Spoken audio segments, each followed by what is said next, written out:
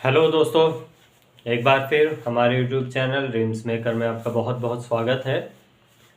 तो आइए आज हम शुरू करते हैं अपना अगला वीडियो। आज का लेक्चर हमारा होगा द आर्यंस, मतलब आर्यों का भारत में आगमन। तो जैसा कि हमने पिछला जो चैप्टर था अपना वो ख़त्म किया, सिंधु घाटी सभ्यता, तो उसको हम पूरा कर चुके हैं। अब आगे बढ़ते हुए इतिहास के अगले चैप्टर की तरफ। तो इतिहास का अगला चैप्टर है हमारा आर्यों का भारत में आगमन। तो उसके बारे में हम यहाँ पे चर्चा करेंगे, लेकिन उससे पहले चैनल को लाइक, सब्सक्राइब और शेयर ज़रूर करते रहिए और बढ़ते हैं आगे। तो शुरू करते हैं आज का चैप्टर। आज का टॉपिक है द आर्यंस या आर्य जाति।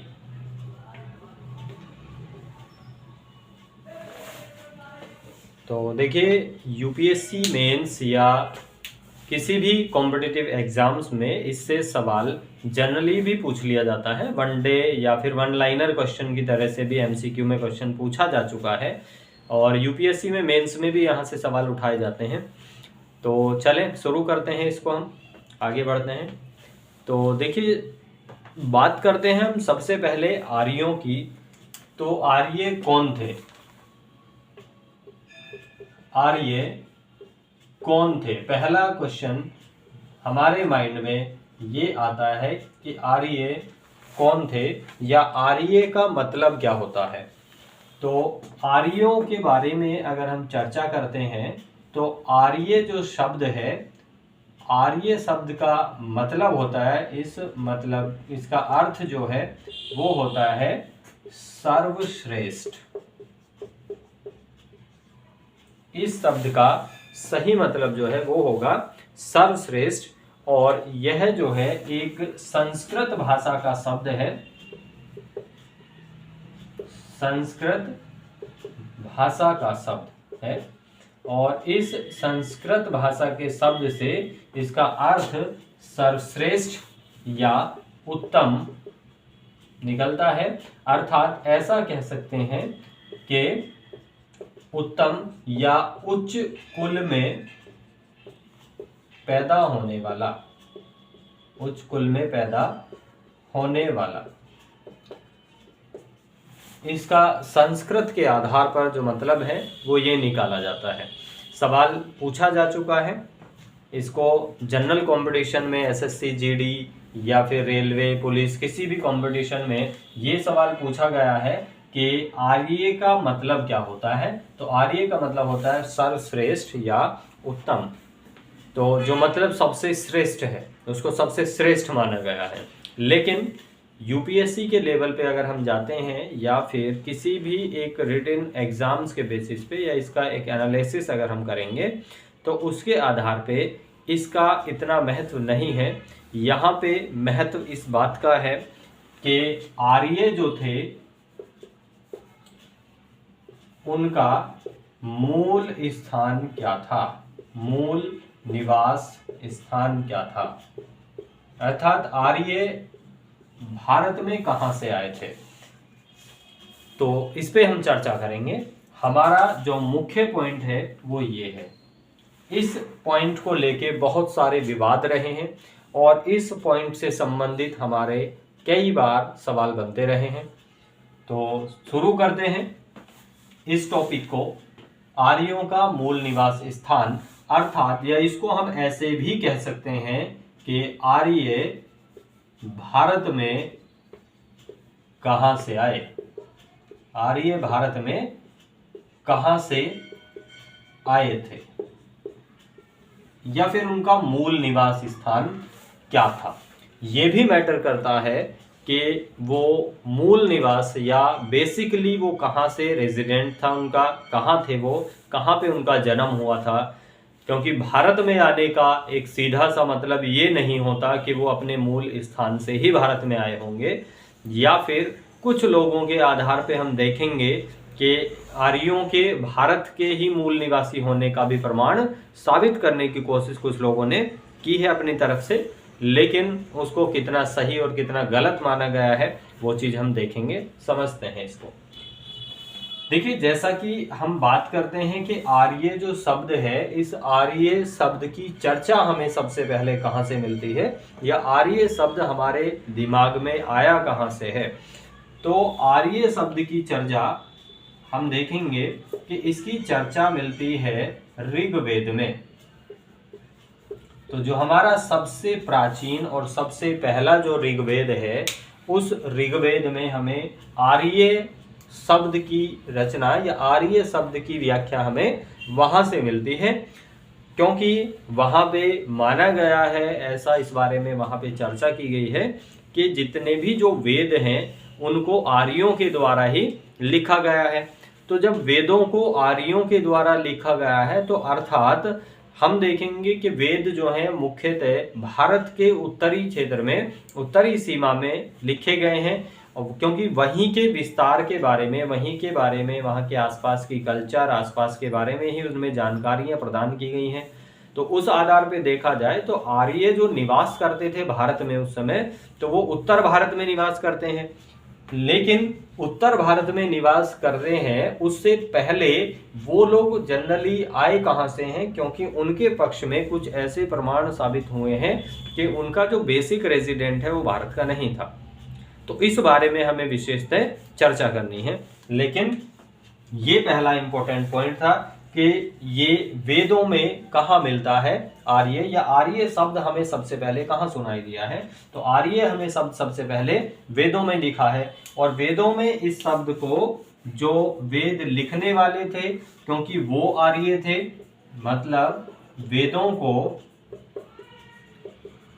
आर्यों द्वारा लिखा माना गया है। और जब आर्यों द्वारा लिखा माना गया है, तो उन्होंने अपने अकॉर्डिंग संस्कृत शब्द के आधार पे, क्योंकि वेदों को संस्कृत भाषा में लिखा है, और संस्कृत के आधार पे उन्होंने इस शब्द का मतलब बताया है सर्वश्रेष्ठ या सबसे ऊपर। और आर्य जो शब्द रहा है, इस आर्य शब्द के आधार पर ही भारत का वो क्षेत्र, क्योंकि जब आर्य यहाँ पे आए थे और आर्यों ने अपना क्षेत्र यहाँ बसाया था, तो भारत के लगभग जितने क्षेत्र पे आर्य थे उस क्षेत्र को कहा गया था आर्याव्रत, जिसके नाम पर, इसी के नाम पर ही भारत का नाम भी आर्यव्रत रखा गया था। भारत का नाम है ये एक आर्यव्रत। तो ये भारत का एक नाम, इसी के आधार पे आर्यों के नाम पे ही भारत का नाम आर्यव्रत रखा गया। जैसा कि आप कुछ टीवी में हिंदू धर्म के जो सीरियल्स आप देखेंगे, तो उन सभी सीरियल्स में जो सांस्कृतिक या धार्मिक सीरियल हैं, जैसे रामायण, महाभारत, ये सब सीरियल्स हैं, तो उनमें भी आप देखते हैं कि वहाँ पे भारत को आर्यव्रत के नाम से जाना जाता है। और वहाँ पे जो रहने वाले कुल के लोग थे, उनको आर्य के नाम से भी वहाँ पे जाना गया है। जो ऋषि मुनि वो थे, उनको भी आर्य के नाम से वहाँ पे जाना जाता था। तो मतलब भारत का एक नाम आर्यव्रत इन्हीं के नाम पे पड़ा था। अब हम यहाँ पे चर्चा ये करेंगे कि आर्यों के मूल निवास स्थान को लेकर विवाद क्या है। तो हम देखेंगे कि आर्यों का जो मूल निवास स्थान रहा है, इस आर्यों के मूल निवास स्थान से संबंधित विभिन्न लोगों के अलग अलग मत रहे हैं। उसमें कुछ फॉरेनर्स रहे हैं, कुछ विदेशी इतिहासकार हैं जिन्होंने उनके आर्यों के अलग अलग मूल स्थान होने की चर्चा की है, तथा कुछ भारत के समर्थक भी हैं, कुछ भारतीय लेखक या भारतीय इतिहासकार या राजनीतिज्ञ भी हैं जिन्होंने आर्यों के किन क्षेत्रों से या मूल निवास स्थान उनका कहाँ रहा है उसके बारे में चर्चा की है। तो शुरू करते हैं। इसमें हम देखेंगे जो सबसे पहला है वो कौन है, जिसको पूरे विश्व में सबसे ज्यादा मान्यता प्रदान की गई है, तो उसका हम सबसे पहले विश्लेषण करेंगे। तो सबसे पहला जो एक मत है वो हम देखेंगे किसका, Max Muller. Max Muller, professor Max Muller का मत। तो प्रोफेसर मैक्स मूलर जो है ये जर्मनी से हैं। ये एक जर्मन इतिहासकार रहे हैं, और ये जर्मन इतिहासकार ये आर्यों का मूल निवास स्थान, आर्यों का मूल निवास स्थान ये बताते हैं मध्य एशिया को, मध्य एशिया को, सेंट्रल एशिया को। और ये सर्वमान्य मत भी रहा है, सर्वमान्य मत है, इसे सबसे ज्यादा माना गया है, इसको सबसे ज्यादा एक्सेप्टेंस मिली है, सबसे ज्यादा एक्सेप्ट किया गया है इसको। तो मध्य एशिया, जिसमें कि आज के आधार पे हम देखेंगे, जिसमें भारत के अलावा भारत के ऊपर जब हम जाते हैं तो भारत के ऊपर लगभग उस समय जो ईरान, इराक, अफगानिस्तान, अरब और ये तुर्की वाला जो क्षेत्र हुआ करता था, तो उस पूरे क्षेत्र को उस समय मध्य एशिया के नाम से जाना जाता था। तो लगभग माना गया है कि ये इन्हीं क्षेत्रों से आए होंगे। अब इन्होंने इस विचार को कुछ इस तरीके से स्पष्ट करने की कोशिश की है। तो प्रोफेसर मैक्स मूलर ये कहते हैं कि जो मूल निवास था आर्यों का वो था मध्य एशिया। अब इसको इन्होंने प्रमाणित करने की कोशिश ऐसे की है, कुछ इन्होंने बताया है कि उस समय भाषा को इन्होंने आधार बनाया और भाषा का आधार बनाकर इन्होंने कुछ प्रमाण निकाले हैं। और इन्होंने भाषा के आधार पे ये बताया कि ईरान, भारत, तुर्की, अरब, जर्मनी, यूनान आदि देश जो है, इन सभी के नागरिक या इनके जो नागरिक हैं सब, मतलब आज के आधार पे देखें तो आज तो ये अलग अलग देशों के नागरिक हुए, लेकिन उस समय ईरान, भारत, तुर्की, अरब, जर्मनी, यूनान और भी कई कुछ देशों को आधार इन पे बनाया गया है कि इन सभी देशों के जो नागरिक थे वो सब एक साथ रहे होंगे। इन्होंने कहा कि ये सब लोग जो हैं एक साथ रहते होंगे, मतलब ये अब डिवाइड हुए हैं लेकिन एक समय रहा होगा जब हम आर्यों के समय की बात कर रहे हैं, तो उस समय पे ये सभी जगह के जो लोग थे वो एक साथ रहे होंगे। अब एक साथ रहने से मतलब ये है कि इन्होंने अनुमान लगाया भाषा के आधार पे। अब भाषा के आधार पे इन्होंने अनुमान ये लगाया कि लगभग इन देशों की जो भाषाएं हैं उन भाषाओं में कुछ शब्दों में समानताएं देखी गई हैं। अब इन भाषा के कुछ शब्दों में समानताएं किस प्रकार देखी जाती हैं, तो वो हम समानताएं देखेंगे किस तरीके से। जैसे अगर हम भारत के आधार पे देखें तो भारत में उस समय भाषा का प्रचलन मुख्यतः संस्कृत का देखा गया। दूसरे हम देखेंगे फारसी भाषा। अगर हम ईरान, इराक, अरब की तरफ जाएंगे तो वहां फारसी भाषा उस समय पे प्रचलित होती थी। इसके अलावा जर्मनी की तरफ अगर हम जाते हैं तो वहां पे अंग्रेजी भाषा का प्रचलन, दूसरी तरफ जो है एक लैटिन भाषा का प्रचलन यहाँ पे देखा गया। तो हमने कुछ भाषाओं को यहाँ से देखा है कि भाई तुर्की, और यहाँ तुर्की, अरब, ईरान यहाँ पे जो है फारसी भाषा चलती थी, जर्मनी, यूनान में लैटिन भाषा, अंग्रेजी भाषा थी, भारत में संस्कृत भाषा थी। तो इनके कुछ शब्दों को हमने देखा है कि इनके कुछ शब्द आपस में बहुत मिलते जुलते रहे हैं। तो इन मिलते जुलते शब्दों के आधार पे ये अनुमान लगाया कि आज इन सभी देशों में जो रहने वाले नागरिक हैं या सब लोग हैं उनके पूर्वज कहीं ना कहीं एक साथ कभी रहे होंगे और एक साथ रह के उनका डिवाइड वो हुए हैं और डिवाइड होके वो अलग अलग क्षेत्रों में चले गए। और ये पूरा जो क्षेत्र रहा एक समय वो कहीं ना कहीं मध्य एशिया रहा है। तो इसलिए इन्होंने मध्य एशिया को मूल स्थान बनाया, जो कि एक एक्सेप्टेबल या मान्य भी समझा गया है। अब इसमें शब्दों का आधार बनाया गया, जैसे कि संस्कृत में आप देखते हैं, संस्कृत में फादर को कहा जाता है पितृ और मदर को कहा जाता है यानी कि माँ को कहा जाता है मातृ। तो पितृ और मातृ। और फारसी भाषा में वहीं पे आप देखेंगे तो फारसी भाषा में कहा गया है पिता को पिदर और प्लस या माता को मदर, फादर को पिदर और माता को मदर कहा गया है। उसी तरीके से अंग्रेजी भाषा में अगर हम देखें तो अंग्रेजी में तो आप जानते हैं कि अंग्रेजी में आज भी फादर बोलते हैं और यहाँ पे मदर बोला जाता है। उसी तरह लैटिन भाषा में देखेंगे तो लैटिन भाषा में बोलते हैं पैटर और मैटर। तो पैटर और मैटर, तो इन शब्दों का आधार ये माना गया कि संस्कृत भाषा के आधार पे जब इन शब्दों का मतलब ये है तो सेम ही कुछ मिलते जुलते ही शब्द ये रहे हैं जो कि इन सब के हैं और ये सारी भाषाएं इन देशों में बोली जाती हैं। तो इन देशों के लोग कभी एक साथ रहे होंगे जिसके आधार पे ये सब लोगों को माना गया कि किसी पूरे विश्व के एक कोने से पूरी दुनिया में लोगों का विस्तार होना, पूरी दुनिया में लोगों का फैलना इतना आसान या पॉसिबल नहीं है। जबकि अगर वो सभी कहीं ना कहीं पूरे विश्व के एक सेंटर में रहे होंगे, एक मिडिल में रहे होंगे, तो उनका आसानी से विस्तार होना लाजमी है या आसानी से विस्तार हो सकता है।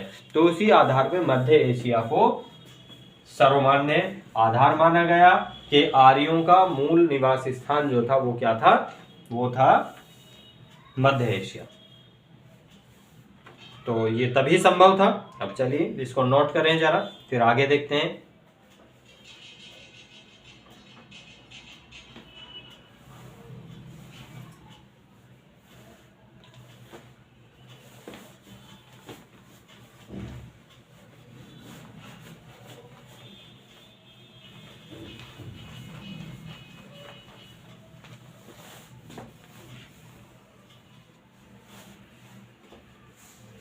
तो अब इन्होंने ये बताया कि जो आर्यों का मुख्य स्थान था, आर्यों का जो मुख्य भाग था, मुख्य भाग मतलब वो मध्य एशिया में रहे थे। अब इनमें से वो डिवाइडेशन होके कहां कहां कैसे कैसे गए। तो इनका जो मध्य भाग था वो चला गया उत्तर पश्चिम की ओर, उत्तर पश्चिम की ओर। मतलब इनमें किसी तरह का आपस में विवाद हुआ और उस विवाद के चलते इनका जो एक भाग था, एक शाखा थी इनकी, एक ब्रांच, वो चली गई उत्तर पश्चिम की ओर यानी कि नॉर्थ वेस्ट की तरफ। वहीं एक शाखा जो है, इसकी एक शाखा वो जो यूरोप और कैस्पियन सागर को पार करके, यूरोप व कैस्पियन सागर को पार करते हुए, तो वो जो है वो कैस्पियन सागर और यूरोप को कहीं ना कहीं पार करते हुए वो चले गए दक्षिण में, दक्षिण से होकर एशिया माइनर,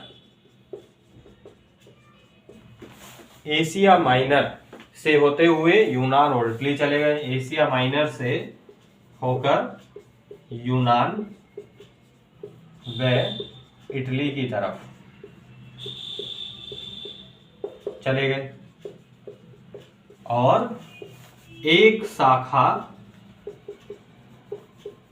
भारत की तरफ आ गई, भारत की तरफ आए। तो मतलब आर्य जो हैं वो तीन शाखाओं में विभाजित हो गए, तीन भागों में विभाजित होकर इधर उधर बटे हैं, जिनमें से एक शाखा जो है वो मध्य एशिया से यूरोप और कैस्पियन सागर की तरफ चली गई। मुख्य भाषा जो है वो चले गए उत्तर पश्चिम की तरफ, एक शाखा इटली यूनान की तरफ चली गई है और एक शाखा जो बची वो दक्षिण की तरफ होते हुए, मध्य एशिया से दक्षिण की तरफ होते हुए वो आ गई भारत में।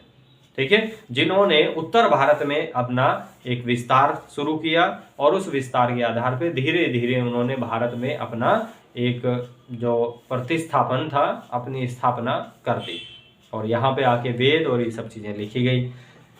तो चलो इसको नोट करिए, फिर आगे देखते हैं। अभी कुछ अन्य विद्वानों के मत भी हम देखेंगे। ये मैक्स मूलर का मत था और ये सबसे ज्यादा मान्य भी है और एक्सेप्टेबल है, तो इसको नोट करिए। उसके बाद फिर हम कुछ और लोगों के देखते हैं।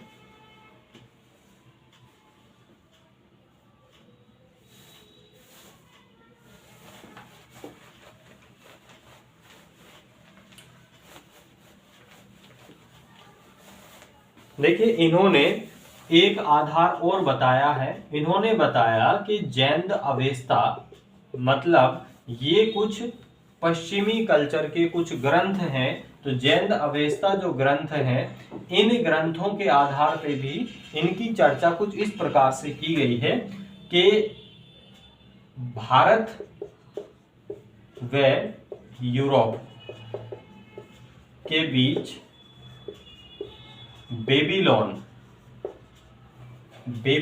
जगह है, वहां पे बेबीलोन एक जगह थी उस समय पे। तो बेबीलोन से व्यापार या आवागमन होता था, और आर्य लोग जो थे ये लोग घोड़े का प्रयोग करते थे, घोड़े का प्रयोग करते थे। लेकिन अगर बात करें कि शुरुआत में, तो शुरुआत में ये लोग घोड़े के प्रयोग से परिचित नहीं थे। शुरू में ये घोड़े के उपयोग से परिचित नहीं थे, ये लोग घोड़े के बारे में नहीं जानते थे। लेकिन आगे चल के आप देखेंगे कि इन्होंने किस तरह से युद्ध लड़े और युद्धों में ये घोड़ों का और इन सब का प्रयोग भी करते थे। तो शुरुआती टाइम में आर्य जो थे वो वहां पे जिस एरिया में रहते हैं, तो वहां पे मतलब ये हुआ कि वहां घोड़े नहीं होते होंगे, और जब घोड़े नहीं होते होंगे तो बाद में वहां पे घोड़े आए हैं। तो मतलब उनका संबंध यूरोप से रहा है, और जो कि बेबीलोन एक जगह थी। तो ये लोग, अब ये इस आधार पे इन्होंने पता लगाया है कि जो ये ग्रंथ हैं इनमें आर्य जो हैं वो घोड़े को किस नाम से बुला रहे हैं, घोड़े को किस नाम से, घोड़े को वो कहते हैं यूरोप का गधा, यूरोप का गधा या बेबीलोन का गधा, बेबीलोन का गधा। तो ये इसको यूरोप का गधा या बेबीलोन का गधा कहते थे। ये उससे अभी इतना ज्यादा परिचित नहीं थे, लेकिन धीरे धीरे वहां पे इनका विस्तार हुआ और ये आर्य जो है वो घोड़े के प्रयोग से सही तरीके से परिचित हो चुके थे। तो चलिए ये हो गया कंप्लीट। अब हम देखते हैं कुछ और, जिसके इनके जो कुछ इनके मैक्स मूलर के अलावा कुछ और अन्य मत हैं, उनके बारे में हम जानते हैं फटाफट जल्दी से, और फिर इसको खत्म करते हैं। फिर हम देखेंगे आगे का टॉपिक। तो इसके बाद हम देखते हैं बाल गंगाधर तिलक। बाल गंगाधर तिलक, तो बाल गंगाधर तिलक जी जो हैं वो क्या कहते हैं, उनका कहना ये है, वो कहते हैं कि आर्यों का मूल निवास स्थान, आर्यों का मूल स्थान वो था उत्तरी आर्कटिक या ध्रुवीय प्रदेश कह सकते हैं, ध्रुवीय प्रदेश। तो इन्होंने उत्तरी आर्कटिक या ध्रुवीय प्रदेश को बताया है। अब इन्होंने उत्तरी आर्कटिक और ध्रुवीय प्रदेश को बताने का एक अपना जो रिसर्च है वो किस आधार पे इन्होंने की है, तो इन्होंने देखा है कि जो वेदों के अनुसार उस समय पे, वेदों में या फिर भूगोल के अनुसार भी आप देखेंगे, तो इन्होंने आइडिया ये उस बात पे लगाया था कि वेदों के अनुसार जो था उस समय ये था कि पृथ्वी जो है उसकी जो गर्मी है वो धीरे धीरे कहीं ना कहीं घटती जा रही है। उस समय के आधार पे उन्होंने जो आइडिया वेदों के आधार पे लगाया, और पृथ्वी के टेम्परेचर घटने के कारण की वजह से पृथ्वी के कुछ स्थानों पे बर्फ पड़ती जा रही है, और बर्फ पड़ने का रीजन ये लगाया गया कि आज जैसे आर्कटिक क्षेत्र में जो बर्फ जमी हुई है वो पहले नहीं थी। और इसके प्रमाण कुछ भूगोलविद, जो कुछ ज्योग्राफर्स हैं, उन्होंने भी दिए हैं कि आर्कटिक प्रदेशों में एक समय पे बहुत बड़े सदाबहार वन हुआ करते थे, वहां पे बहुत बड़ी वेजिटेशंस हुआ करती थी, सुहावना मौसम हुआ करता था। तो ये सब चीजें थी, लेकिन आज वहां पे बर्फ पड़ी हुई है, तो मतलब वहां पे धीरे धीरे तापमान घटता चला गया है। तो उस आधार पे बाल गंगाधर तिलक ने बताया कि कुछ पेड़ पौधों के बारे में इन्होंने बताया, जैसे कि एक वृक्ष होता है जिसको कहते हैं भूर्ज का पेड़, भूर्ज का वृक्ष, क्योंकि ऐसा माना गया है कि आर्य जो हैं वो भूर्ज के वृक्ष की जानकारी रखते थे, क्योंकि ज्यादातर वो भूर्ज के, जो आप देखेंगे कि उन्होंने वेद और ये सब चीजें लिखी तो ताड़ पत्र पे जिस पे लिखा जाता था, पत्तों पे या जो उनकी छाल होती थी, तो वो भुर्ज के वृक्ष होते थे। और ये भुर्ज के वृक्ष उन क्षेत्रों में होते थे, मोस्टली सदाबहार वन, भुर्ज, शीशम, ये सारे शब्द जो हैं ये ऐसे एरिया में होते थे जहाँ पे सदाबहार, पतझड़ या कुछ इस तरीके के वन क्षेत्र हो सकें। तो उस समय से अगर बर्फ वहाँ पे रही होती तो वहाँ पे इन क्षेत्रों को नहीं पाया जाता। तो ऐसा आइडिया लगाया है कि भारत में इन वृक्षों का उस समय पे किसी प्रकार का विकास नहीं देखा गया था, लेकिन आज भारत में ये सब मिलते हैं, लेकिन उस समय नहीं थे। तो इसका मतलब भारत के ये लोग नहीं थे, वो बाहर से आए थे और बाल गंगाधर तिलक ने इसको बताया था, पर लेकिन ये इतना मान्य नहीं है। इसके अलावा नेक्स्ट हम देखेंगे, अगला है AC दास। AC दास तो ये एक बंगाली इतिहासकार हैं, बंगाली इतिहासकार, ये एक बंगाली इतिहासकार हैं। तो इन बंगाली इतिहासकार के आधार पे इन्होंने अपनी एक पुस्तक लिखी है, इनकी पुस्तक है ऋग्वेदीय भारत, ऋग्वेदीय भारत, ऋग्वैदिक इंडिया। तो इन्होंने अपने आधार पे इन्होंने बताया आर्यों का जो स्थान है, आर्यों का स्थान वो है सप्त सिंधु प्रदेश, सप्त सिंधु प्रदेश। अब इस सप्त सिंधु में जो सिंधु नदी की 6, सिंधु नदी और उसकी 5 सहायक नदियां जो आज आप देखते हैं, तो सिंधु प्लस उसकी 6 सहायक, तो आज के आधार पे 5 है, उस समय पे 6 सहायक नदी, जिसमें सरस्वती को भी इंक्लूड किया जाता था। तो आज आप बताएंगे कि जो भारत में सिंधु की जो 5 ट्रिब्यूटरीज हैं उनके नाम कमेंट बॉक्स में लिखिए, देखते हैं आपको कितनी नॉलेज है। तो सिंधु नदी का जो 5 ट्रिब्यूटरी जो भारत में बहती हैं उनके नाम आप कमेंट बॉक्स में लिख के भेजेंगे। चलिए, इसके अलावा तो ये AC दास ने सप्त सिंधु प्रदेश को यहाँ पे बताया है, और इनका भी बताने का एक तरीका जो एक आधार था वो एक जलवायु के हिसाब से रहा है। इन्होंने बताया कि एक समय पे जो भारत था, मतलब आर्य जो लोग थे, आर्य वो कहीं ना कहीं भारतीय थे। इनका कहने का मकसद एक यही रहा है कि आर्य भारतीय थे, क्योंकि सप्त सिंधु प्रदेश जो है वो भारतीय क्षेत्र ही रहा है एक समय पे। और माना गया कि आज जो राजस्थान वाला क्षेत्र है, राजपूताना क्षेत्र उसको कहा जाता था, तो उस राजपूताना क्षेत्र में आर्यों की दक्षिणतम सीमा थी, जो साउथ बाउंड्री थी उनकी टेरिटरी, वो राजपूताना थी, अर्थात राजस्थान, मतलब वो वहां पे रहते थे। और एक समय था जब राजस्थान का जो आज मरुस्थल है, वो राजस्थानी मरुस्थल एक समय सदाबहार वनों की तरह, पतझड़ वनों की तरह बहुत बड़े वन वहां पे हुआ करते थे। तो आर्यों का जो मूल निवास स्थान हो सकता है, और उसके अलावा इनका विस्तार इस क्षेत्र तक भी फैला हुआ था। तो इनके आधार पे इस आइडिया को लगाया गया, और इन्होंने जो भुर्ज का वृक्ष और शीशम के वृक्ष के बारे में, बड़ के वृक्ष के बारे में जो जानकारियां दी हैं, उन वृक्षों के आधार पे भी ये सब चीजें इनके आधार पे कहीं ना कहीं सत्य साबित हो सकते हैं।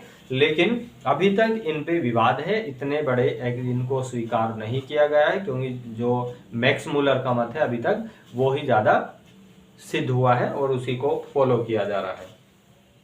चलें, इसके अलावा नेक्स्ट, इसके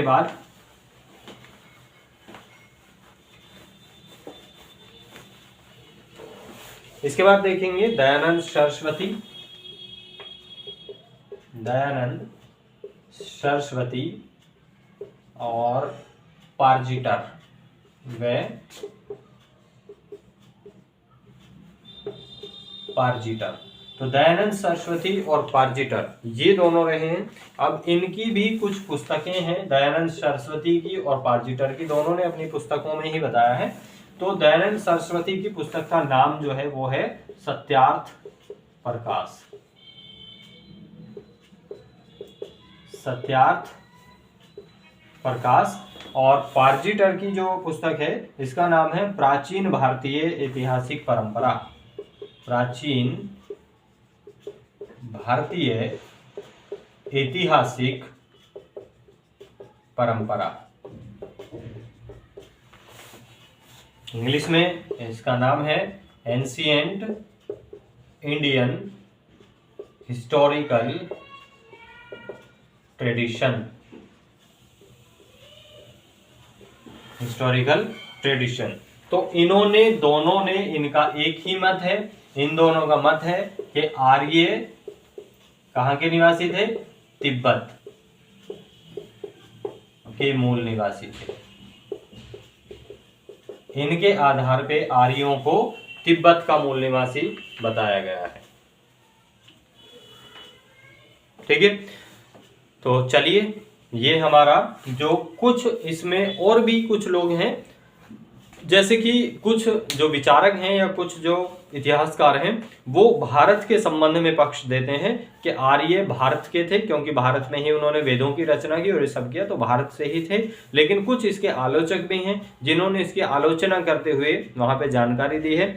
जैसे कि कुछ जो समानताएं बताते हैं या भारत के बताते हैं, तो उन्होंने ये कुछ चीजें बताने की कोशिश की है कि भारत के संदर्भ में जो वेद लिखे गए हैं और वेदों में ही उनका जिक्र आता है, वेदों के अलावा आर्यों का जिक्र और कहीं पे नहीं देखा गया है। और वेद मुख्यतः भारत की भाषा में लिखे गए हैं, संस्कृत भाषा, और भारत की ही भाषा थी और भारत के ही क्षेत्र में लिखे गए हैं, अर्थात उनको भारत का ही माना गया है। तो एक भारत के समर्थक में जो बोलते हैं वो ये एक पक्ष रखते हैं, जबकि दूसरा पक्ष जो भारत में ना होने की एक कल्पना करता है या भारत में होने की जो आलोचना कर रहे हैं, वो ये बताते हैं कुछ वृक्षों के आधार पे कि जैसे कि बड़ का वृक्ष होता था, शीशम का वृक्ष होता था और बोर्ज का वृक्ष होता था, बार्च बोलते हैं इंग्लिश में। तो ये जो वृक्ष थे, ये वृक्ष मुख्यतः उस समय भारत में लगभग नहीं होते थे, तो भारत में नहीं होते थे और वो इन सभी से परिचित थे। जो आर्य थे उन्होंने वेदों में इनकी जानकारी दी है इन वृक्षों की, तो अर्थात